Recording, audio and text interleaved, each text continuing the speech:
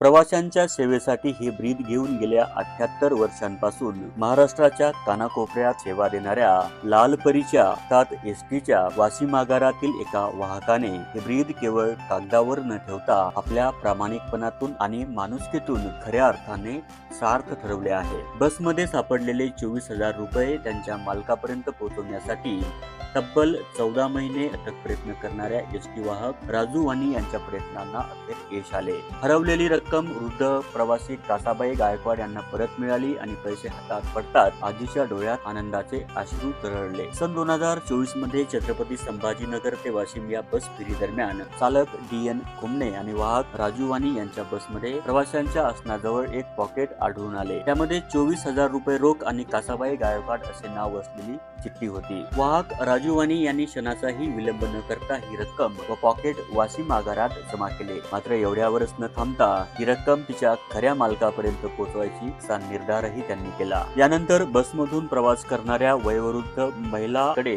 वाणी यांनी विशेष लक्ष देण्यास सुरुवात केली। प्रवाशांच्या आधार कार्डवरील माहितीच्या आधारे कासाबाई गायकवाड यांचा शोध घेण्याचे प्रयत्न त्यांनी सुरूच ठेवले। अनेक प्रवासी येत जात राहिले, मात्र वाणी यांचा शोध काही थांबला नाही। अखेर तब्बल 14 महिन्यांच्या अथक प्रयत्नानंतर मालेगाव ते वाशिम प्रवासादरम्यान त्यांची नजर एका वृद्ध महिला प्रवाशावर पडली। चौकशी केली असता त्यांचे नाव कासाबाई गायकवाड असल्याचे समोर आले। कासाबाई यांच्याकडे अधिक चौकशी केली असता त्यांनी छत्रपती संभाजीनगर येथून वाशिमला परतताना दवाखान्यातून येत असताना आपले पैसे हरवल्याचे सांगितले। यानंतर आवश्यक ती खातरजमा केल्यानंतर बसमध्ये सापडलेली 24,000 रुपयांची रक्कम ही कासाबाई यांचीच असल्याची खात्री झाली। तब्बल 14 महिन्यानंतर आपले हरवलेले पैसे परत मिळाल्याने कासाबाई यांच्या चेहऱ्यावर समाधान उमटले। वाशिम आगाराचे सहाय्यक वाहतूक अधीक्षक प्रशांत इंगोले यांच्या उपस्थितीत वाहक राजू वाणी यांचा सत्कार करण्यात आला। त्यांच्या प्रामाणिकपणा, चिकाटी आणि माणुसकीच्या भावनेचे सर्वत्र कौतुक होत आहे। प्रवाशांच्या सेवेसाठी हे एसटीचे ब्रीद वाणी यांनी एका हरवलेल्या प्रवाशाच्या पैशाचा शोध घेऊन